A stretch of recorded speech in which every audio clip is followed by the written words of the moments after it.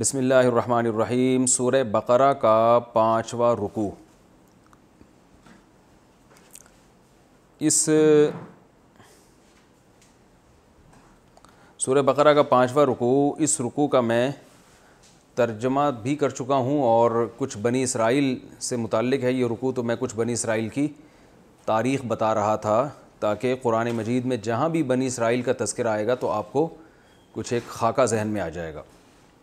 تو میں نے پچھلے لیکچر میں یہ بتایا تھا کہ بنی اسرائیل سے جو خصوصی خطاب ہے قرآن مجید میں، اور ان کا تذکرہ بھی بہت زیادہ، وہ دو وجہ سے۔ ایک وجہ کہ ان کو کتاب دی گئی، انہوں نے اپنے پیغمبروں کی بات نہ مانی، کتاب پر عمل نہیں کیا، تو اللہ تعالیٰ نے ان سے روحانی اقتدار چھین کر بنی اسماعیل کے ہاتھ میں دے دیا۔ تو یہ بتانا مقصد ہے۔ تو یہودی بار بار اعتراض کرتے تھے کہ یہ ہم میں کیوں نہیں، ہم کیوں کسی اور کو فالو کریں، تو اس کی وجہ بتائی گئی۔ دوسری یہ بھی اس لیے بھی بار بار خطاب کیا گیا ہے بنی اسرائیل سے کہ بنی اسرائیل رسول اللہ صلی اللہ علیہ وسلم کو جتنی اچھی طرح جانتے تھے کہ آپ سچے نبی ہیں، کوئی اور اتنی اچھی طرح نہیں جان سکتا تھا، اس لیے کہ وہ اہل کتاب تھے، اور اہل کتاب کو معلوم تھا کہ ایک آخری پیغمبر آنے والا ہے جن کا نام احمد ہوگا، محمد ہوگا، ان کے والد کا یہ نام ہوگا، فلاں جگہ پیدا ہوں گے، اور کہاں سے ہجرت کر کے کہاں آئیں گے۔ بلکہ یہودی جو مدینہ میں آباد ہوئے اس کی وجہ بھی یہی تھی کہ آخری نبی آئے گا تو ہم یہاں پر آباد ہوں گے، وہ یہاں ہجرت کر کے آئے گا، تو اس لیے قرآن ان کو بھی خطاب کرتا تھا۔ تو یعنی بنی اسرائیل کو بھی قرآن نے بہت خطاب کیا کہ تم پہلے ایمان لے کر آؤ تاکہ تمہیں دیکھ کر دوسرے لوگ بھی ایمان لے کر آئیں۔ یا بنی اسرائیل، اے اسرائیل والو، اذکروا نعمتی التی انعمت علیکم، میری ان نعمت کو یاد کرو جو میں نے تم پر کی تھی۔ وہ کیا نعمت تھی؟ حضرت موسیٰ علیہ السلام کا ان میں آنا، پھر فرعون سے نجات ملنا، پھر زمین پر داؤد اور سلیمان علیہ السلام کے ذریعے ان کی حکومت کا قائم ہونا، اور علم، اور روحانی علم اور مادی علم دونوں میں اللہ نے ان کو فضیلت دی تھی۔ اسی نعمت کا تذکرہ ہے کہ اس کو یاد کرو۔ یاد کرنے کا مطلب کیا ہے؟ اس کو یاد کر کے اللہ کا شکر ادا کرو، اور شکر کا مطلب کیا ہے؟ اللہ کے پیغمبر پر ایمان لے کر آؤ، کیونکہ اصل مقصد تو اللہ کی ذات ہے نا۔ وہ جس کو بھی رسول بنا کے بھیجے گا، اگر دلائل سے اس کا رسول ہونا ثابت ہوگا تو اس پر ایمان نہ لانا یہ اللہ کی ناشکری ہے۔ وَأَوْفُوا بِعَهْدِي، اور میرے عہد کو پورا کرو، یعنی میں نے جو تم سے عہد لیا ہے، وہ عہد کیا لیا ہے کہ تم میری اطاعت کرو گے، میرے پیغمبروں پر ایمان لاؤ گے، ان کو فالو کرو گے۔ اوفی بعہدکم، تو تم سے جو میں نے عہد کیا تھا وہ میں پورا کروں گا۔ وہ اللہ نے عہد کیا کیا تھا؟ اگر تم ایمان لاؤ گے تو اللہ تمہیں زمین کی حکومت دے گا۔ تو جب بھی بنی اسرائیل نے اللہ کی اطاعت کی ہے، جیسے پہلے جہاد کیا تھا اللہ کے کہنے سے، تو داؤد علیہ السلام کے ذریعے حکومت قائم ہو گئی، تو اب بھی اللہ تعالیٰ فرما رہے ہیں کہ تم میری اطاعت کرو گے اور میرے عہد کو پورا کرو گے، یعنی پیغمبر پر ایمان لاؤ گے، تو اب بھی میں تمہیں زمین کی حکومت دے دوں گا۔ تو صحابہ نے اس حکم کو فالو کیا، اللہ نے ان کو زمین کی حکومت دے دی۔ اور اسلامی دنیا میں کہا جاتا ہے کہ جو قرون اولیٰ کے مسلمان تھے، دنیا میں کوئی ایسی جگہ جو مہذب ہو اور وہاں اسلامی حکومت نہ ہو ایسا نہیں تھا، یعنی پوری دنیا پہ اللہ نے حکومت قائم کی۔ تو اللہ فرماتا ہے یہودیوں سے کہ اگر تم ایمان لے آؤ گے تو میں بھی اپنے عہد کو پورا کروں گا، یعنی تمہیں بھی زمین کی بھی حکومت دوں گا، اور آخرت میں جو وعدے کیے ہیں وہ بھی پورے کروں گا۔ وَلَا تَكُونُوا، ہاں، وَإِيَّايَ فَارْهَبُونَ، اور صرف مجھ ہی سے ڈرو۔ وَآمِنُوا بِمَا أَنزَلْتُ، اور میں نے جو قرآن نازل کیا ہے اس پر ایمان لے کر آؤ۔ مُصَدِّقًا لِمَا مَعَكُمْ، اور یہ قرآن ان کتابوں کی بھی تصدیق کرتا ہے جو تمہارے پاس پہلے سے موجود ہیں، یعنی تورات۔ دیکھیے یہ قرآن بار بار یہ کیوں کہتا ہے کہ ایسی کتاب پر ایمان لاؤ جو تمہارے دین کی بھی تصدیق کرتی ہے اور تمہاری کتابوں کی بھی تصدیق کرتی ہے؟ وجہ اس کی یہ ہے کہ اگر آپ دلائل سے پہلے کسی پیغمبر پر ایمان لے آئے اور اس کو آپ نے سچا مان لیا، اب کوئی نیا شخص آ کے یہ کہتے کہ پہلے والے سارے غلط تھے، تو اب انسان کے لیے آزمائش بڑھ جاتی ہے کہ جن پر ایمان لا چکا ہے ان سے ہٹایا جا رہا ہے، ان کو غلط قرار دیا جا رہا ہے، اور اس کو سچا قرار دیا جا رہا ہے نئے والے کو۔ تو اس میں آزمائش یہ ہوگی کہ ان پر بھی، پہلے والوں پر بھی آپ ایمان لے کر آئے تھے، ان کے معجزے دیکھ کر، ان کی تعلیمات، پاکیزہ تعلیمات دیکھ کر، نیا والا بھی یہی کر رہا ہے لیکن وہ پرانوں کی تصدیق نہیں کر رہا، تو اب انسان کنفیوز ہوگا، بھائی یہ والے صحیح تھے کہ وہ والے صحیح تھے؟ تو یہ بہت بڑی مصیبت میں انسان پھنس جاتا ہے۔ تو اللہ نے انسان کو ایسی آزمائش میں نہیں ڈالا. اللہ نے کیا کہا کہ جب بھی کوئی پیغمبر نیا آئے گا وہ کوئی نئی چیز نہیں لے کر آئے گا. ٹھیک ہے مسائل میں تو تبدیلی ہوگی, زمانے کے لحاظ سے نمازوں میں کمی ہو گئی یا اضافہ ہو گیا, وہ تو مسائل کے لحاظ سے وہ تبدیلی تو ہر دور میں بھی ہو سکتی ہے, جو مسائل ایسے ہیں جو شریعت نے زمانے پر موقوف کی ہیں جن کو, لیکن بیسک تعلیمات وہ سب کی ایک جیسی ہوں گی, اور ہر پیغمبر پچھلے پیغمبر کی تصدیق کرے گا کہ وہ بھی صحیح تھے. تو اس سے انسان کے لیے آزمائش کیا ہو جاتی ہے, کم. تو اللہ نے فرمایا کہ محمد صلی اللہ علیہ وسلم پر ایمان لاؤ اور اس کتاب پر جو ان پہ نازل ہوئی ہے یہ پرانے پیغمبروں کی بھی تصدیق کرتی ہے. تمہارے موسیٰ علیہ السلام کو بھی صحیح قرار دیتی ہے, عیسیٰ علیہ السلام کو بھی, تورات کو بھی, انجیل کو بھی, ان کی یہ کتابیں بھی برحق تھیں. تو تمہیں آزمائش میں نہیں ڈالا جا رہا بلکہ اسی دین کو فالو کرنے کا حکم دیا جا رہا ہے جو ہمیشہ سے چلا آ رہا ہے. وَلَا تَكُونُوا أَوَّلَ كَافِرٍ بِهِ, اور اس کے پہلے کافر نہ بنو. پہلے کافر کا کیا مطلب ہے کہ تم اگر انکار کرو گے تو تمہیں دیکھ کر دوسرے بھی انکار کریں گے, تو تم انکار کرنے والوں میں پہلے نمبر پہ آ جاؤ گے. تو جو برائی میں پہل کرتا ہے وہ زیادہ بڑا ذمہ دار ہوتا ہے. تو اس لیے جرم میں ہم کہتے ہیں نیکی میں تو پہل کرو, اول آنے کی کوشش کرو, برائی میں اول آنے کی کوشش مت کرو. یہ کیونکہ دوسرے اگر کفر کریں گے ان کو گناہ کم ملے گا, تم اگر کفر کرو گے تو تمہیں گناہ زیادہ ملے گا, کیونکہ تم اول کافر کہلاؤ گے پھر, کیونکہ تمہیں دیکھ کے لوگ بھی کافر بنیں گے, وہ دوسرے درجے میں ہوں گے. تو اس لیے فرمایا وَلَا تَكُونُوا أَوَّلَ كَافِرٍ بِهِ, تم اس کے پہلے انکار کرنے والے مت بنو. وَلَا تَشْتَرُوا بِآيَاتِي ثَمَنًا قَلِيلًا, کیونکہ حق کا انکار جب بھی کوئی مذہبی لوگ کرتے ہیں تو اس کے پیچھے دو چیزیں ہوتی ہیں, یا تو پیسوں کی لالچ یا جاہ کی لالچ, بڑا بننے کا شوق. آپ اگر حق بیان کر دیں بعض دفعہ آپ کے اپنے لوگ کٹ جاتے ہیں آپ سے, یا بعض دفعہ ہدیے نذرانے آنا بند ہو جاتے ہیں. تو یہودیوں میں یہ دو برائیاں تھیں, ان کے علماء میں, سب میں نہیں تھیں, کچھ ایمان بھی لے کر آئے, لیکن زیادہ تر یہی کیا کرتے تھے کہ وہ جو ہے چند ٹکوں کے لوگوں سے بھی ہدیے نذرانے لینے ہوتے ہیں نا. آج بہت سے لوگوں کے پاس ایسا مجمع ہے جنہوں جھوٹ بول بول کے لوگوں نے اپنے ساتھ میں لایا ہے. اگر اس مجمع کے سامنے وہ آج سچ بولنا شروع کر دیں, آج بتانا شروع کر دیں, توحید بیان کرنا شروع کر دیں, تو وہ مجمع ان سے ہٹ جائے گا. مثلا ہمارے یہاں ایک بہت بڑا طبقہ ایسا ہے, اگر آج وہ مجمع میں یہ بیان کر دے کہ نبی صلی اللہ علیہ وسلم مشکل کشا نہیں تھے, حاجت روا نہیں تھے, عالم الغیب نہیں تھے, تو وہیں مجمع میں ان کو جوتیاں پڑنا شروع ہو جائیں گی, کیونکہ ان کی دکان چلی ہی ان نعروں کے ذریعے, اور وہ سارے ہدیے نذرانے ان کے اسی وقت بند ہو جائیں گے. تو یہ پہلے بھی یہ ہوا کرتا تھا. تو اللہ نے فرمایا میری آیات کو چند ٹکوں کے بدلے میں مت بیچو. اشترا خریدنے کے معنی میں آتا ہے لیکن بیچنے کا معنی میں بھی آتا ہے. تو میری آیات کو چند ٹکوں کے بدلے میں مت فروخت کرو.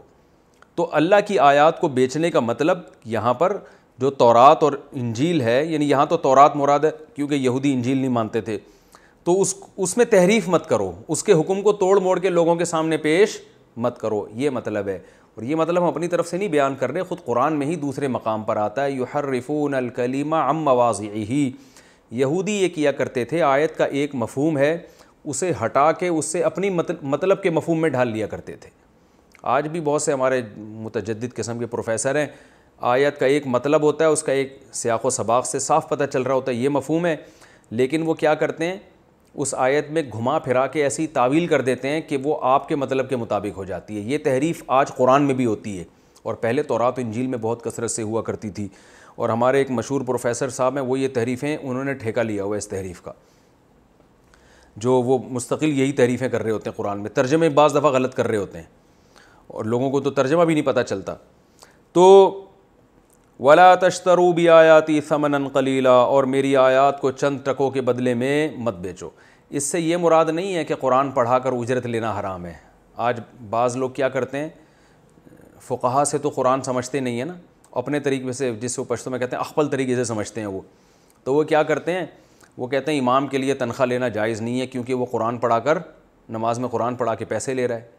یہ ایسے ہمیں واسطے پڑھیں ایسے فرقوں سے. میں اس درس میں زیادہ نام نہیں لوں گا مختلف فرقوں کے, تاکہ ہمارا ایک درس بالکل ایک نیوٹرل رہے, ہمیں کسی سے کوئی لینا دینا نہیں ہے.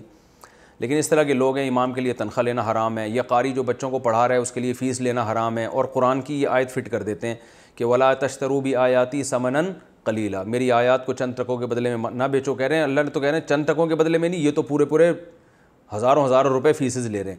تو یہ بھی آیت میں تحریف ہے. جو لوگ اس طرح کی بات کیا کریں نا کہ میری آیات کو مت بیچو, ان سے بولے یہ قرآن آپ نے خریدا کہاں سے ہے؟ جس دکان سے آپ نے خریدا ہے پیسے دے کے, تو اس دکان کو پہلے اس دکان والے کو یہ آیت سنانی چاہیے تھی کہ اللہ فرما رہے میری آیات کو چند ٹکوں کے بدلے میں نہ بیچو, تم تو پورا آیت نہیں پورا قرآن بیچ رہے ہو. تو ظاہر ہے ہر آیت کا ایک مفہوم ہوتا ہے. یہاں بیچنے سے مراد کیا ہے؟ تحریف کرنا. یہ بھی اللہ کی آیات پہ سودے بازی ہو گئی نا. یہ مراد نہیں ہے قرآن چھاپ کے فروخت کرنا, یہ بالکل جائز ہے. یا یہ قاری کوئی پڑھا کر فیس لے لیتا ہے بیچارہ, اس کو گھر چلانا ہے اپنا, تو یہ بیچنے میں داخل نہیں ہے. اس سے مراد ہے تحریف نہ کرو. دوسری بات یہ کہ بعض لوگ ہم نے یہ بھی دیکھے ہیں جو کیا کرتے ہیں کہ تراویح پڑھانے کی اجرت لے رہے ہوتے ہیں, جو سب کے نزدیک ناجائز ہے. اور ان سے جب یہ کہا جاتا ہے, اگرچہ یہ آیت کا اس سے تعلق نہیں ہے, لیکن ویسے تراویح پڑھانے کی اجرت لینا اس پر علماء کا اتفاق ہے کہ جائز نہیں ہے. اب اس کے دلائل کیا ہیں یہ ایک الگ ٹاپک ہے.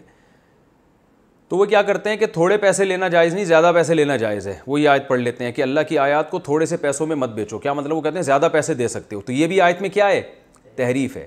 اصل میں اس کو کہتے ہیں قید اتفاقی. یہ ٹرم یاد رکھیں کہ بعض چیزیں ایسی ہیں کہ وہ زیادہ بھی ہوں تو تھوڑی ہی ہیں وہ. تو تحریف قرآن کے بدلے میں اگر آپ کھربوں روپے بھی کسی سے لیتے ہو تو وہ بھی چند ٹکے ہیں. یعنی قرآن چند ٹکوں کا مطلب یہ نہیں کہ چند ہی ہوں, زیادہ لے سکتے ہو, نہ, زیادہ بھی نہیں لے سکتے اور تھوڑے بھی نہیں. تو اللہ نے جو بھی قرآن کا عوض لیا جائے گا, قرآن میں تحریف کے بدلے میں جو رقم بھی لی جائے گی, اس کو تھوڑا ہی قرار دیا ہے. اس لیے کہ آپ اگر حق بیانی کرتے, یہودی اگر تورات صحیح طرح سے لوگوں کے سامنے پیش کرتے, تو آخرت میں انہیں جو اجر ملتا وہ اتنا زیادہ ہوتا کہ دنیا کے کھربوں روپے بھی اس کے مقابلے میں ثمناً قلیلہ ہیں, چند ٹکے ہیں. سمجھ رہے ہیں؟ تو یہ قرآن کی ایک ٹرم ہے. قرآن ایسے موقع پہ یہ لفظ, جیسے ہم کہتے ہیں یار تو بک گیا ہے چند ٹکوں کے بدلے میں. کیا مطلب؟ تو نہ بکتا تو کتنا نوازا جاتا, تو تھوڑے سے ٹکوں میں بک گیا. حالانکہ وہ تھوڑے سے میں ہوتا تو بکتا کیوں ہو؟ تھوڑے سے پیسوں میں تھوڑی کوئی بکتا ہے, ہمیشہ زیادہ پیسوں میں لوگ بکتے ہیں. تو یہاں بھی مطلب یہ ہے کہ آخرت کے مقابلے میں یہ کیا ہے؟ ثمناً قلیلہ, چاہے پوری دنیا ہی کوئی لے لے. تو اللہ نے فرمایا کہ اللہ کی آیات کو چند ٹکوں کے بدلے میں مت بیچو. وَإِيَّايَ فَاتَّقُونَ, اور صرف مجھ سے ڈرو. وَلَا تَلْبِسُوا الْحَقَّ بِالْبَاطِلِ وَتَكْتُمُوا الْحَقَّ وَأَنْتُمْ تَعْلَمُونَ, اور حق کو باطل کے ساتھ ملتبس مت کرو. ملتبس تھوڑا گاڑا لفظ ہے.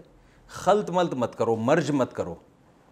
جتنے بھی باطل لوگ ہیں نا, تو یاد رکھیے ایسا کبھی نہیں ہوتا کہ وہ ہر بات ہی غلط کرتے ہوں, بلکہ غلط کے درمیان میں صحیح باتیں بھی اور ان صحیح میں ملا کے غلط بھی کر رہے ہوتے ہیں. آج بھی جتنے بھی آپ کو اسکالر نظر آئیں گے جو باطل ہیں, جو اسلام کا غلط نقشہ پیش کر رہے ہیں, وہ کچھ باتیں صحیح بھی کر رہے ہوتے ہیں.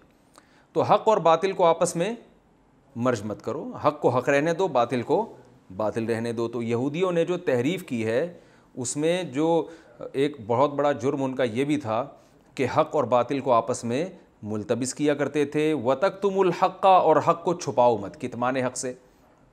وَأَنْتُمْ تَعْلَمُونَ, جبکہ تم جانتے بھی ہو کہ حق کیا ہے اور باطل کیا ہے. کوئی جہالت میں اگر ایسا کام کرے تو قابل کسی حد تک وہ قابل معافی ہوتا ہے, لیکن تم جان بوجھ کے یہ کام مت کیا کرو. تو یہود سارے یہ کام کیا کرتے تھے. ان میں سب سے بڑا جو حق اور باطل میں وہ التباس کر رہے تھے وہ یہ کہ ایک طرف وہ یہ بھی کہتے تھے کہ نبی آنے والا ہے, لیکن جب پوچھا جاتا وہ کون سے نبی ہیں تو یہ نہیں بتاتے تھے کہ یہ محمد ابن عبداللہ ہیں, آپ صلی اللہ علیہ وسلم. تو یعنی جو اتنی مبہم بات تو کرتے تھے کہ نبی آئے گا. بھئی ساری علامتیں تو وہ ان نبی میں پائی جاتی ہیں, تو ایمان کیوں نہیں لے کر آتے؟ تو کہتے نہیں یہ وہ نبی نہیں ہے. تو یہ بھی حق اور باطل کو مشتبہ کرنے والی بات ہے. فرمایا وَأَقِيمُوا الصَّلَاةَ وَآتُوا الزَّكَاةَ وَارْكَعُوا مَعَ الرَّاكِعِينَ, اور نماز قائم کرو اور زکوٰۃ ادا کرو اور رکوع کرنے والوں کے ساتھ رکوع کیا کرو. دیکھیں نماز کا حکم اللہ نے اس لیے دیا کہ نماز تواضع سکھاتی ہے. جب بھی یہودیوں کی برائی کیا تھی؟ حق کا انکار. اور اس انکار کی بیس کیا تھی؟ دو چیزیں ہوتی ہیں ہر برائی کے پیچھے عام طور پہ. نمبر ایک, مال کی محبت, پیسوں کی لالچ میں انسان حق نہیں بیان کر رہا ہوتا. نمبر دو, بڑا بننے کا شوق. مثال کے طور پر اگر آپ تسلیم کر لیتے ہیں کہ اللہ نے فلاں کو صلاحیت مجھ سے زیادہ دی ہے تو ظاہر ہے لوگ اس کی طرف جانا شروع ہو جائیں گے, آپ چھوٹے اور وہ بڑا ہو جائے گا. تو یہ چیز بھی لوگوں کو روکتی ہے حق کے بیان کرنے سے. تو یہ چیز بھی لوگوں کو روکتی ہے حق کے بیان کرنے سے. تو نتیجہ یہ نکلتا ہے کہ آپ جیلسی کا شکار ہونا شروع ہو جاتے ہیں. تو اللہ تعالیٰ نے دونوں علاج بتائے ہیں. حق سے روکنے والی چیز کیا ہے؟ تکبر ختم کرنے کا طریقہ کیا ہے؟ نماز. جب انسان اللہ کے سامنے جھکتا ہے, سجدہ کرتا ہے, سبحان ربی الاعلیٰ, سبحان ربی العظیم, یہ چیزیں پڑھتا ہے سوچ سمجھ کے, تو اس میں تواضع پیدا ہوتی ہے. اور دولت کی لالچ کیسے ختم ہوتی ہے؟ وہ زکوٰۃ سے. تو یہودیوں کو حکم دیا جا رہا ہے, اور یہودیوں کے تو ہم سب کو حکم دیا جا رہا ہے. حضرت عمر رضی اللہ تعالیٰ عنہ جب ان آیات کی تلاوت کیا کرتے تھے تو فرمایا کرتے تھے مزل قوم فما تغنا بهذه الآیات الا انتم, بنی اسرائیل تو گزر گئے, اب ان آیات میں ہم ہی سے خطاب ہو رہا ہے کہ بھئی وہ برائیاں تم نے اپنے اندر پیدا نہیں کرنی ہیں, کیونکہ یہ چیزیں آج ہمیں بھی حق سے روکتی ہیں. تو اللہ نے فرمایا نماز قائم کرو اور زکوٰۃ دو, ورکعوا مع الراکعین, اور جیسے دوسرے لوگ اللہ کے سامنے جھکتے ہیں. یہاں رکوع سے رکوع کرنا مراد نہیں ہے بلکہ اللہ کے سامنے جھکنا. تو جیسے دوسرے لوگ اللہ کے سامنے جھکتے ہیں تم بھی اللہ کے سامنے جھکا کرو. یہاں یاد رکھیں مع کا معنی یہ نہیں ہے کہ دوسرے جب جھک رہے ہو تو تم بھی جماعت کی نماز میں شریک ہو کے ان کے ساتھ جھکو, وہ ایک الگ حکم ہے جماعت سے نماز پڑھنا. یہاں یہ ہے کہ اس فعل میں تمہیں بھی ان کے ساتھ شریک ہونا ہے, یعنی جیسے دوسرے اللہ کے سامنے جھک رہے ہیں اللہ کے حکم کے سامنے, تم نے بھی اللہ کے حکم کے سامنے جھکنا ہے. کیونکہ یہودی کہتے تھے ہم الگ مخلوق ہیں, ہم الگ ٹائپ کے لوگ ہیں, جو پبلک جو کر رہی ہے ہم وہ نہیں کریں گے. اس کی مثال ایسے ہے جیسے مشرکین مکہ بیت اللہ میں ان کو یہ زعم تھا کہ بیت اللہ کی چابیاں ہمارے پاس, بیت اللہ کے رکھوالے ہم, تو عام پبلک جو دوسری دنیا سے آئے گی اس کا حج کا طریقہ جو ہوگا ہمارا وہ والا نہیں ہوگا, ہمارا تھوڑا سا ڈیفرنٹ ہوگا, لہذا وہ بعض ارکان ادا نہیں کرتے تھے. تو قرآن میں کہا ثم افیضوا من حیث افاض الناس, جیسے سب لوگ منی سے لوٹتے ہیں نا, تم نے بھی کیا کرنا ہے؟ لوٹ کے واپس آنا ہے. تو تمہارے لیے کوئی الگ طریقہ نہیں ہوگا حج کا. تو یہاں بھی یہ تھا کہ بھئی ہم کیوں جیسے دوسرے لوگ رکوع کر رہے ہیں, سجدہ کر رہے ہیں, اللہ کے سامنے جھک رہے ہیں, ہم کیوں جھکیں؟ ہم تو بنی اسرائیل کی اولاد ہیں, ہم تو یعقوب علیہ السلام کی اولاد میں, ہم تو اللہ کے بیٹے ہیں, ہم تو یوں ہیں. اللہ نے فرمایا جیسے سب اللہ کی اطاعت کر رہے ہیں, اللہ کو فالو کر رہے ہیں, تمہیں بھی اللہ کی اطاعت اور اس کی فرما برداری کرنی پڑے گی. تو یہاں رکوع سے یہ بھی مراد ہو سکتا ہے نماز والا, نماز میں جھکنا جس میں رکوع بھی آ گیا, سجدہ بھی آ گیا, اور رکوع سے اللہ کے حکم کے سامنے اپنے آپ کو سپرد کر دینا. یہ دونوں اس آیت کے مفہوم میں داخل ہو سکتے ہیں. آگے فرمایا اتأمرون الناس بالبر وتنسون انفسکم.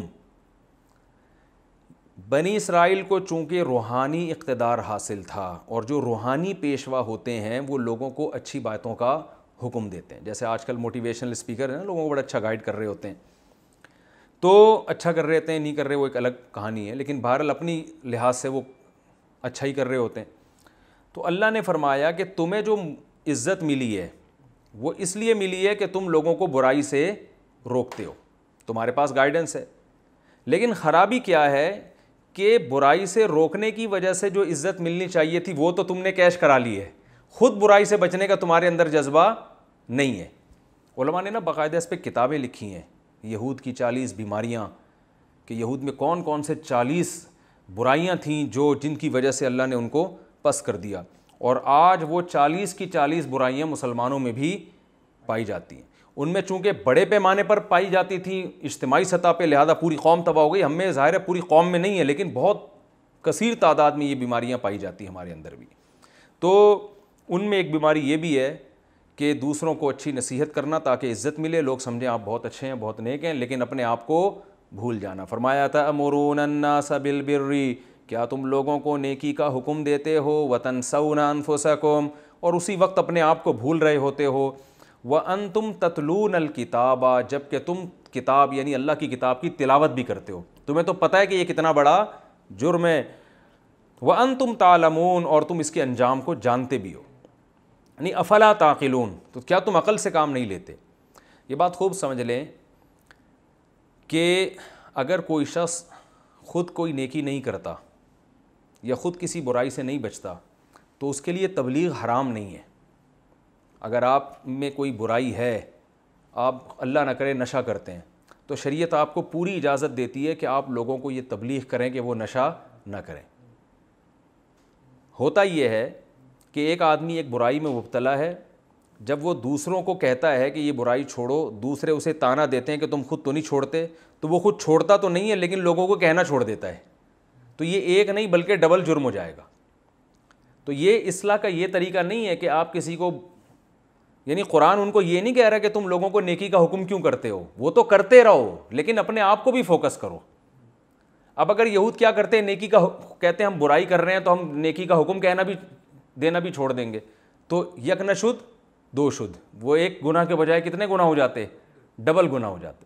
تو معاشرے کی اصلاح کا یہ طریقہ نہیں ہے کہ ایک آدمی برائی کر رہا ہے، وہ لوگوں کو اچھائی کی ترغیب دے رہا ہے تو آپ اسے اچھائی بھی چھڑوا دیں، بلکہ آپ اسے یہ کہیں کہ تمہاری زیادہ ذمہ داری ہے کہ تم برائی سے بچو، اچھائی کی ترغیب تو دیتے رہو لیکن اپنے آپ کو بھی فوکس کرو، اپنی طرف بھی توجہ دو۔ تو اللہ تعالیٰ کو یہودیوں سے یہ شکایت نہیں ہے کہ تم لوگوں کو نیکی کا حکم کیوں دیتے ہو، بلکہ شکایت یہ ہے کہ جب تمہاری ذمہ داری ہے نیکی کا حکم دیتے ہو اور یقیناً دیتے رہو، یہ بڑا اچھا کام ہے، تو اپنے آپ کو بھی یاد رکھو، اس میں تمہاری ذمہ داری دوسروں سے زیادہ ہے۔ تو یہ مطلب ہے آیت کا۔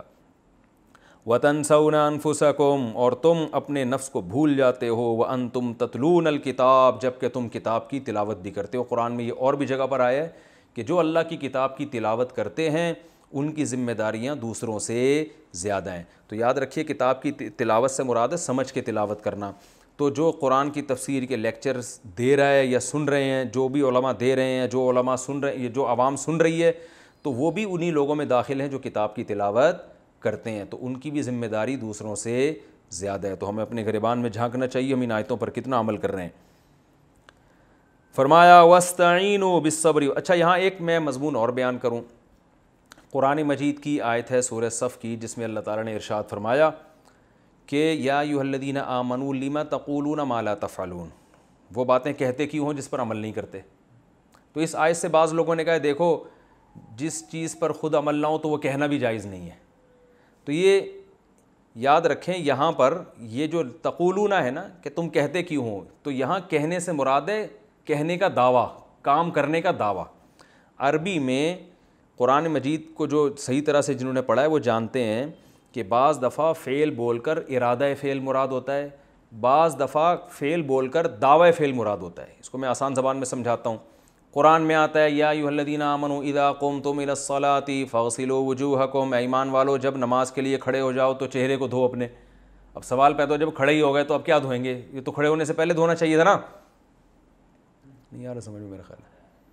تو یہاں مراد ہے جب تم کھڑے ہو جاؤ، جب کھڑے ہونے کا ارادہ کر رہو، تو ارادے کو حذف کر کے کھڑے ہونے سے تعبیر کر دیا، مراد کیا ہے ارادہ۔ تو بعض دفعہ قرآن میں کوئی چیز کہی جا رہی ہوتی ہے لیکن مقصد اس چیز کا دعویٰ ہے۔ تو قرآن کی جو آیت ہے نا سورہ صف میں 28ویں پارے میں، جس میں آتا ہے ایسی بات کہتے کیوں ہو جس پر عمل نہیں، تو اس سے مراد ہے ایسی بات کا دعویٰ کیوں کرتے ہو جس پر عمل کرنا نہیں ہے۔ کیونکہ اس آیت کا شان نزول یہ تھا کہ بہت سے صحابہ نے یہ کہا تھا کہ ہم پہ جب جہاد فرض ہوگا ہم کریں گے، تو فرض کروائیں آپ جہاد، ہمیں لڑائی کی اجازت ملے۔ جب اجازت ملی تو وہ بہت مشکل تھا، تو بعض حضرات پس و پیش سے کام لینے لگے، تو اس پہ قرآن نے کہا ایسی چیز کا تم نے دعویٰ کیوں کیا تھا جس پر عمل کرتے نہیں ہو۔ تو دعویٰ کیا تھا کہ جب جہاد فرض ہوگا سب کے سب جائیں گے، تو اب بعض لوگ اس میں پیچھے ہٹ رہے تھے، تو ایسا کیوں ہٹ رہے ہو تم پیچھے، اس میں جو ہے نا پس و پیش سے کام کیوں لے رہے ہو۔ تو یہ مطلب ہے کہ ایسی چیز کا، یعنی میں اگر کوئی نیکی نہیں کرتا یا میں کر نہیں سکتا تو خام خواہ میں مجھے بڑی باتیں کرنے کی اجازت نہیں ہے کہ ہم تو اتنے سخی ہیں، ہم تو یوں ہیں، اور ایسا ہوگا تو ہم یوں کر کے دکھائیں گے۔ تو اس لیے اللہ نے فرمایا کہ وہی بات کا دعویٰ کیا کرو جس پر تم عمل کر سکتے ہو۔ تو اس کا تبلیغ سے کوئی تعلق نہیں ہے۔ تو علماء کا اس پر اجماع ہے کہ اگر آپ کے اندر کوئی برائی ہے تو آپ، یا کوئی نیکی آپ کے اندر نہیں ہے تو آپ تبلیغ اس کی کر سکتے ہیں دوسروں کو۔ بلکہ علماء نے تو یہاں تک لکھا ہے کہ اپنے اندر سے اگر کوئی برائی چھڑوانا چاہتے ہیں تو اس کے خلاف بولنا شروع کر دیں، تو یہ بھی ایک نسخہ ہے، آپ سے وہ برائی چھوٹ جائے گی۔ آپ اگر نشہ کرتے ہیں تو شراب کے خلاف تقریریں شروع کر دیں، آپ خود آپ کے اندر ایک دل میں بات بیٹھ جائے گی کہ یہ کیا چیز ہے، یہ بری چیز ہے۔ ہاں دعویٰ نہ کریں کہ میں شراب نہیں پیتا، میں بہت نیک ہوں، حالانکہ آپ چھپ چھپ کے پیتے ہیں، ٹھیک ہے نا، تو یہ دعویٰ غلط ہو جائے گا۔ آپ نہیں پیتے، میں مثال دے رہا ہوں۔ اللہ نے فرمایا وَاسْتَعِینُوا بِالصَّبْرِ وَالصَّلَاةِ، اور مدد طلب کرو صبر کے ذریعے اور نماز کے ذریعے۔ وَإِنَّهَا لَكَبِيرَةٌ إِلَّا عَلَى الْخَاشِعِينَ، صبر کا معنی ہے روکنا۔ میں اس کی پہلے بھی تشریح کر چکا ہوں، مجھے یاد نہیں پوری طریقے سے، میں دوبارہ کسی موقع پہ ڈیٹیل میں اس کو بیان کروں گا کہ صبر کا لغوی معنی کیا ہے؟ روکنا. مسبورہ اس مرغی کو کہا جاتا تھا جسے نشانہ باندھنے کے لیے، نشانہ سیکھنے کے لیے باندھ دیا جاتا تھا، روک دیا جاتا تھا اس کو. تو نبی نے منع کیا صلی اللہ علیہ وسلم نے کہ مرغیوں پہ اس طرح نشانے بازی مت سیکھو. تو اپنے آپ کو کیا کرنا؟ روکنا. تو یعنی انسان خواہشات کے پیچھے چلتا ہے، تو اللہ یہودیوں کو حکم دے رہے ہیں کہ خواہشات کی پیروی مت کرو، خواہشات کے خلاف چلنے میں جہاد کرو اور اپنے نفس کو روکو. تمہارا دل نہیں چاہتا ایمان لانے کا اور اپنی خواہشات کو قربان کرنے کا، کیونکہ جب اسلام لاؤ گے بہت سی چیزیں تم پہ حرام ہو جائیں گی جو کہ موسیٰ علیہ السلام بھی کر چکے، لیکن تم مانتے نہیں ہو ان کو. تو بہت سی خواہشات تم سے چھوٹ جائیں گی. تو اس میں مدد کس سے طلب کرو؟ صبر کے، یعنی اپنے اندر یہ کوالٹی پیدا کرو. تو حدیث میں آتا ہے من یتصبر یصبرہ اللہ. سوال پیدا ہوتا ہے نا، صبر تو خود ایک مشکل کام ہے. بھائی ایک کڑوی دوا آپ سے پی نہیں جا رہی، تو حکیم آپ کو یہ مشورہ دیتا ہے کہ بھائی چینی ملا کے پی لو، تو پھر تو پی لیں گے آپ. لیکن وہ کہہ رہے کریلے کا شربت ملا کے پی لو، تو آپ کہیں گے وہ کون سا آسان ہے؟ بھائی کڑواہٹ سے بچنے کے لیے تمہیں بچنے کی، یعنی کڑوا ذائقہ ختم ہو جائے کسی طریقے سے، تو آپ تو اور کڑوا ملانے کا حکم دے رہے ہیں. تو سوال یہ پیدا ہوتا ہے کہ صبر کرنا بذات خود بھی تو ایک مشکل کام ہے نا. تو جب وہ اتنا مشکل کام کر سکتے ہیں تو باقی چیزیں نہیں کر سکتے. تو یہاں قرآن بیان کر رہا ہے کہ صبر کے ذریعے تمہیں مدد ملے گی. اس کی تشریح حدیث میں ہے، آپ صلی اللہ علیہ وسلم نے فرمایا من یتصبر یصبرہ اللہ.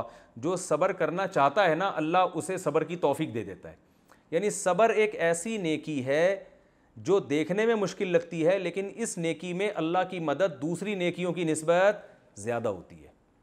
تو اب ہم یوں مثال دے سکتے ہیں، بھائی کڑوی دوا نہیں پی جا رہی تو ایک ایسا کڑوی چیز ملا کے پی لو کہ وہ ہے تو کڑوی، لیکن وہ تمہیں اتنی کڑوی لگے گی نہیں جتنی یہ لگ رہی ہے سیم، لیکن اس کا ٹیسٹ کچھ اس طرح کا ہے، وہ تمہاری فطرت سے میچ کرتا ہے. تو یہ بھی کڑوی ہے، لیکن اللہ نے فرمایا یہ ایسی چیز ہے جو یہ مانگتا ہے نا اللہ سے اور کوشش کرتا ہے، تو یہ والی نعمت اس کو مل جاتی ہے. تو اور دوسرا نماز، کیونکہ نماز میں کیا فائدہ ہوگا کہ اللہ کی طرف دھیان. تو یہ ساری قربانیاں ہم اللہ ہی کے لیے دے رہے ہیں. تو جب اللہ سے دوستی ہو جائے گی نماز کے ذریعے، کیونکہ دیکھیں جب بھی کسی سے تعلق بڑھانا ہو تو اس کے ساتھ سٹنگ کا ٹائم ڈیوریشن کیا کر دیں؟ بڑھا دیں. سٹنگ کا ٹائم بڑھے گا تو ہیلو ہائی ہو جاتا ہے. شروع میں پہلی دفعہ آدمی ملتا ہے تو اجنبی سے لگتا ہے نا، تھوڑی دیر رہتے رہتے دوستی ہو جائے، کہتے ہیں لنگوٹی یار ہے بھائی، لنگوٹی یار. تو کیا ہے، اکٹھے ہی تھڑے پہ بیٹھا کرتے تھے، گٹر کے ڈھکنوں پہ بیٹھا کرتے تھے اور آوارہ گردی، تو وہ لنگوٹی یار بن گئے، وحشت ختم. تو اللہ سے دوستی کے لیے کیا ہے کہ اللہ کے ساتھ سامنے ہاتھ باندھ کے انسان کھڑا ہو. تو وہ جتنا زیادہ نماز پڑھے گا اتنا اللہ سے تعلق، اور جب اللہ سے تعلق بنے گا تو اللہ کے لیے قربانی دینا آسان. حکومت چھوڑنا، دولت کو قربان کرنا، جو یہودی جس کے لیے تیار نہیں تھے، تو یہ دونوں کام آسان ہو جاتے ہیں. تو اس لیے اللہ نے فرمایا نماز پڑھو. اور لیکن اللہ نے فرما دیا وَإِنَّهَا لَكَبِيرَةٌ إِلَّا عَلَى الْخَاشِعِينَ. لیکن یہ نماز ایک مشکل کام ہے مگر ان لوگوں پر جن کے دلوں میں اللہ کا خوف ہے. اب وہی سوال پیدا ہوتا ہے کہ اللہ تو ہمیں ایسا نسخہ دے رہا ہے جو بذات خود ایک مشکل ہے. بھائی نماز ہی اگر پڑھنی ہوتی تو باقی حکام پہ عمل نہیں کر لیتے، یہ تو خود ایک مشکل ہے. تو اللہ نے فرمایا اس مشکل کو آسان کرنے کا حل ہم تمہیں بتاتے ہیں کہ جن کے دل میں اللہ کا خوف ہے ان کے لیے مشکل نہیں ہے. اور ان خوف کی دو علامتیں، الذین یظنون انہم ملاقو ربہم، یہ وہ لوگ ہیں جن کا یہ گمان ہے کہ ہم نے اپنے رب سے ملاقات کرنی ہے اور اس کی طرف لوٹ کر جانا ہے. تو جن کو ہر وقت یہ گمان رہتا ہے ان کے لیے نماز پڑھنا مشکل کام نہیں. تو کیا مطلب، اس استحضار کو اور اس خیال کو بڑھا دو. ہر وقت یہ سوچتے رہو بھائی یہ دنیا دار فانی ہے، یہاں سے ہم نے نکلنا ہے. آج اللہ کے سامنے کھڑے ہوتے ہوئے ہمیں تکلیف ہو رہی ہے کاروبار چھوڑنا، تو ایک دن اللہ ہی کے سامنے آ کے سب بیوی بچوں کو چھوڑ چھاڑ کے، دکان کاروبار بزنس سب کچھ چھوڑ چھاڑ کے آنا کدھر ہے؟ اللہ ہی کے پاس آنا ہے. تو حدیث میں آتا ہے کہ نبی صلی اللہ علیہ وسلم نے فرمایا کہ جو صف اول میں نماز پڑھا کرتا تھا تو قیامت کے دن بھی سب سے آگے جگہ اسی کو ملے گی، اللہ کے سب سے قریب وہ ہوگا. تو جو صف آخر میں پڑھتا تھا تو قیامت کے دن بھی سب سے پیچھے ہی اللہ تعالیٰ اس کو جگہ دیں گے. تو یہ یعنی نماز میں انسان دلچسپی لے. تو اللہ نے فرمایا کہ اور اس کے طریقہ کیا ہے، یہ استحضار کو بڑھایا جائے کہ اللہ سے ملاقات ہوگی. تو یہ سب کچھ دنیا جس کے لیے انسان اللہ کی نافرمانی کر رہے ہیں، سب چھوڑ چھاڑ کے جانا کہاں ہے؟ اللہ سے. تو ابھی سے ہی دوستی لگا لیں، اچھا نہیں ہے. تو جب دوستی لگ جائے گی نماز کے ذریعے اللہ تعالیٰ سے، تو پھر اللہ سے ملاقات آسان بلکہ اس کی طلب بڑھ جائے گی. آگے رکوع ہے یا بنی اسرائیل اذکروا نعمتی التی انعمت علیکم. دیکھیں اس سے پہلے رکوع میں اللہ نے بنی اسرائیل کو اجمالی طور پر حکم دیا تھا کہ میری نعمت کو یاد کرو، ان نعمتوں کا تذکرہ نہیں کیا، اور پھر احکام دیے کہ یہ کرو اور یہ مت کرو۔ اب ان نعمتوں کا ڈیٹیل سے بیان ہے۔ اذکروا نعمتی التی انعمت علیکم، میری اس نعمت کو یاد کرو۔ اذکروا وہی اذکروا ہے جو پچھلے لیکچر میں نے بتایا تھا۔ نعمتی کا معنی میری نعمت، پہلے اس کا بھی لفظی ترجمہ کر دیتا ہوں اور مختصر گرامر۔ انعمت انعام کیا، علیکم تمہارے اوپر، وانی اور اس بات کو بھی یاد کرو کہ میں نے فضلتکم فضیلت دی تم کو، فضلت سبحت کی طرح ہے، کم کا معنی تم کو، فضیلت دی علی العالمین تمام جہان والوں پر۔ واتقوا یومن، اتقوا کئی بار آ چکا ہے، ڈرو تم، یومن ایک دن سے۔ ایک دن کا ترجمہ کیوں کر رہا ہوں؟ تنوین لگی ہوئی ہے، ایک ایسے دن سے ڈرو، لا تجزی نفسن، کوئی نفس بدلہ نہیں دے گا، جزا یجزی اصل میں تھا جزا یا یجزیو، بدلہ دینا، جزا بدلے کو کہتے ہیں نا، کوئی نفس بدلہ نہیں دے گا، عن نفسن کسی دوسرے نفس کی طرف سے، شیئن ذرا بھی، یعنی کوئی کسی دوسرے کی طرف سے معاوضہ ادا نہیں کرے گا۔ ولا یقبلو اور قبول نہیں کی جائے گی، یقبلو یضربو کی طرح پیسو وائس، قبول نہیں کی جائے گی، منہا کسی نفس کی طرف سے، شفاعتن کوئی شفاعت، کوئی سفارش بھی قبول نہیں کی جائے گی، ولا یؤخذ منہا اور نہیں اخذ کیا جائے گا، سب پیسو وائس کے جملے چل رہے ہیں نا، اخذ یعنی لیا نہیں جائے گا، منہا اس نفس سے، نفس کا لفظ چونکہ مؤنث ہے اس لیے اس کی طرف ہا ضمیر لوٹ رہی ہے، کسی نفس سے نہیں لیا جائے گا، عدل برابر، یعنی اعمال کے بدلے میں اس کے برابر کوئی چیز نہیں لی جائے گی۔ بھائی آپ بدعمالی کر کے گئے تو ایسا نہیں ہوگا اس کی سزا میں آپ کو یوں کہا جائے کہ یہ جتنی بدعمالیاں تھیں ان کے بدلے میں، عدل کہتے ہیں برابری کو، اس کے کسی چیز کے بدلے کو، تو اس کے بدلے میں یہ دے دو تو جان چھوٹ جائے تمہاری، نہ نہ نہ، کسی نفس سے کوئی بدلہ نہیں لیا جائے گا۔ بدلے کا مطلب یہ ہے کہ جو برائیاں ہیں نا جس کی وجہ سے سزا ملنے والی ہے، تو ان برائیوں کا کوئی بدل نہیں لیا جائے گا، آلٹرنیٹ نہیں لیا جائے گا، بلکہ برائیوں کی سزا ہی ملے گی۔ وَلَا هُمْ يُنصَرُونَ اور نہ ہی ان کی مدد کی جائے گی، نصرت بھی نہیں کی جائے گی۔ وَإِذْ نَجَّيْنَاكُمْ میں نے بار بار بتایا ہے، وَإِذْ جب شروع میں آ رہا ہوتا ہے تو اس کا مطلب ہوتا ہے وہ وقت بھی یاد کرنے کے قابل ہے، جب بھی شروع میں اذ آ رہا ہو نا، وَإِذْ وہ وقت بھی یاد کرنے کے قابل ہے، اذ جب نجینا صرفنا سبحنا کی طرح، نجات دینا، نجات سے نکلا ہے، نجینا ہم نے نجات دی، کم تم کو، من آل فرعون فرعون والوں سے، یسومونکم، یسومو اصل میں تھا یسومونا ینصرونا کی طرح، اس کا معنی ہوتا ہے چکھانا، یسومونا جو چکھاتا تھا تمہیں، کم تم کو، سوء العذاب برا عذاب، سوء برے کو کہتے ہیں اور عذاب کا معنی عذاب، برا عذاب چکھاتا تھا۔ وہ عذاب کیا تھا؟ یذبحون ذبح کرنا، یسبحون کی طرح، ذبح یذبح سبح یسبح کی طرح ذبح کرتا تھا، ابناءکم تمہارے بیٹوں کو، ابن کی جمع ابناء، تمہارے بیٹوں کو ذبح کرتا تھا، ویستحیون حیات سے نکلا ہے، استحیاء حیات یعنی زندہ رکھنا کسی کو، اصل میں تھا یستحییون یستخرجون کی طرح، اور زندہ رکھتا تھا نساءکم تمہاری عورتوں کو، نساء عورتوں کو کہتے ہیں، اس کی واحد نہیں آتی، یہ پلورل ہی ہے، اس کی واحد آتی ہے امرأتن ایک عورت، تمہاری عورتوں کو زندہ رکھتا تھا، وفی ذالکم ذالکم کا معنی یہ، اور اس بات میں بلاء آزمائش تھی، بلا کسے کہتے ہیں؟ آزمائش، ابتلا بلا، ٹھیک ہے نا، آزمائش تھی، من ربکم تمہارے رب کی طرف سے، عظیم بہت بڑی، یعنی اس میں تمہارے رب کی طرف سے بہت بڑی آزمائش تھی تمہارے لیے۔ وَإِذْ اور اس وقت کو بھی یاد کرو، یا وہ وقت بھی یاد کرنے کے قابل ہے، فرقنا جب پھاڑ ڈالا ہم نے، بکم تمہارے ساتھ، فرق سے نکلا، فرق کسے کہتے ہیں؟ جدا کرنا، کہتے ہیں نا یار ان میں فرق کرو یار، ڈفرینس کو بھی فرق کہتے ہیں نا، تو کوئی بھی دو چیزوں کو جب جدا کیا جاتا ہے تو فرق کرنا، اور فرقا یفرق، وَإِذْ فَرَقْنَا ضربنا کی طرح، جب پھاڑ ڈالا ہم نے تمہارے ساتھ، البحرا سمندر کو، بحر کسے کہتے ہیں عربی میں؟ سمندر، فَأَنْجَيْنَاكُمْ انجینا اکرمنا تو ہم نے نجات دی تم کو، وَأَغْرَقْنَا اغرقنا اغرق یغرق اغراقا، اکرم یکرم اکرامن کی طرح، اور اغرقنا اور ہم نے غرق کر دیا، آل فرعون فرعون کی آل کو، وَأَنْتُمْ تَنْظُرُونَ، اور کنڈیشن یہ تھی کہ تم یہ منظر دیکھ رہے تھے۔ اب بنی اسرائیل یہ والے تو نہیں دیکھ رہے تھے، ان کے باپ دادا دیکھ رہے تھے نا، گویا باپ دادا کا دیکھنا اور ان سے خبر کا نقل ہونا یہ بالکل ایسے ہی جیسے خود تم اپنی آنکھوں سے دیکھ رہے تھے۔ وَأَنْتُمْ تَنْظُرُونَ، اور تم یہ سارا منظر دیکھ رہے تھے۔ وَإِذْ، اور وہ وقت بھی یاد کرنے کے قابل ہے، وَاعَدْنَا مُوسَىٰ، وَاعَدَ يُوَاعِدُ مُوَاعَدَةً، ضَارَبَ يُضَارِبُ مُضَارَبَةً کی طرح اس کا معنی وعدہ کرنا۔ اور وہ وقت بھی یاد کرنے کے قابل ہے جب وعدہ کیا ہم نے موسیٰ سے 40 لیلۃً، 40 راتوں کا۔ 40 عربی میں کسے کہتے ہیں؟ اربع، 4 کو، اور 40 40۔ جب ائمہ اربعہ کا لفظ سنا ہوگا نا، چاروں امام ائمہ اربعہ، خلفائے اربعہ، خلفائے راشدین میں جو 4 ہیں ان کو کہا جاتا ہے۔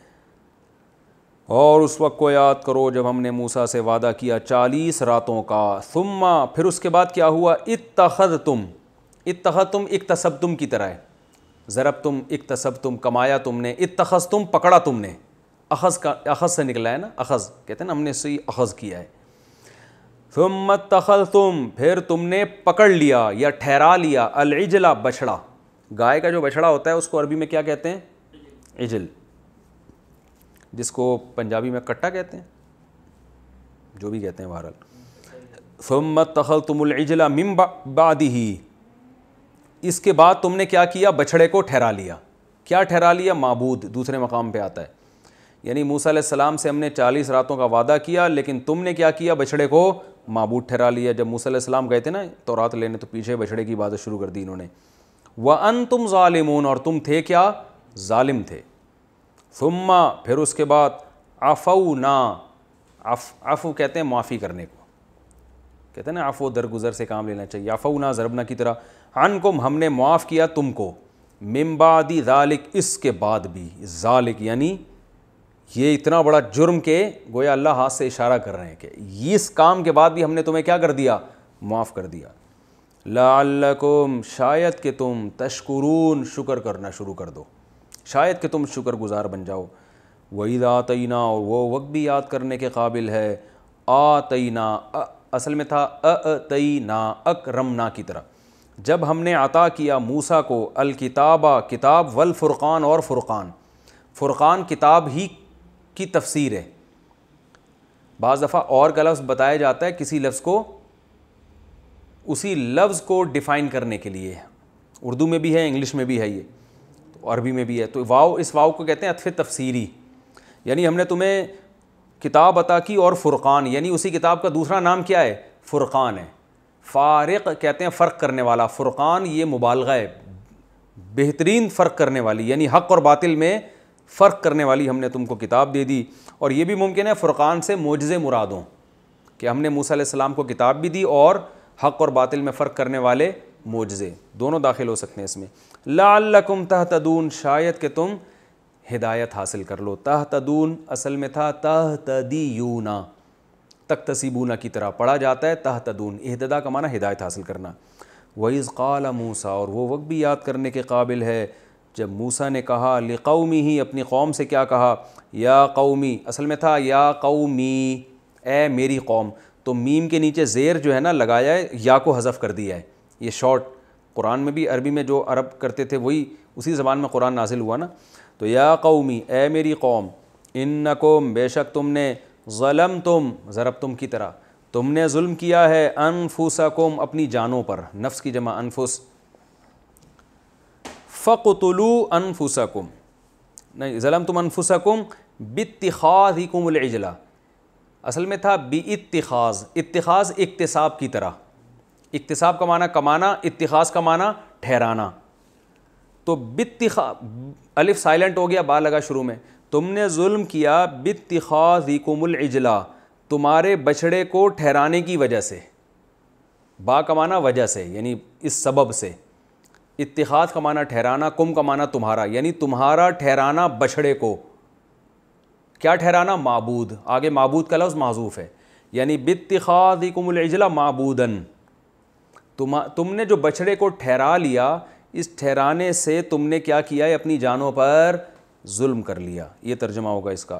فَتُوبُوا إِلَىٰ بَارِئِكُمْ، پس توبہ کرو فتوبو، تابا یتوبو سے ہے نا، اصل میں تھا تابا یتوبو، تو یتوبو سے جب امر بناتے ہیں تو جب شروع کا یا ہٹایا تو پہلا لفظ چونکہ ساکن نہیں ہے، الف لانے کی ضرورت نہیں ہے، تو توبو، صحیح ہے نا؟ کیا مطلب؟ توبہ کرو تم سب، فتوبو توبہ کرو تم سب، الی باریئکم اپنے پیدا کرنے والے کی طرف، برأ یبرأ کا معنی پیدا کرنا، جو پیدا کرنے والا ہے اس کی طرف توبہ کرو، فقتلوا انفسکم پس قتل کر دو اپنی جانوں کو، تفسیر میں انشاءاللہ بتاؤں گا میں، ذالکم خیر لکم یہ تمہارے لیے بہتر ہے، عند باریئکم تمہارے پیدا کرنے والے کے نزدیک، فتاب علیکم پس پھر اللہ نے تمہاری توبہ قبول کر لی، انہ هو التواب الرحیم بے شک وہ اللہ بہت زیادہ توبہ قبول کرنے والا اور رحم کرنے والا ہے۔ وقت پورا ہو گیا، پھر یہ آگے ایک رکوع کی کچھ آیتیں باقی ہیں، یہ انشاءاللہ اگلے ایپیسوڈ میں۔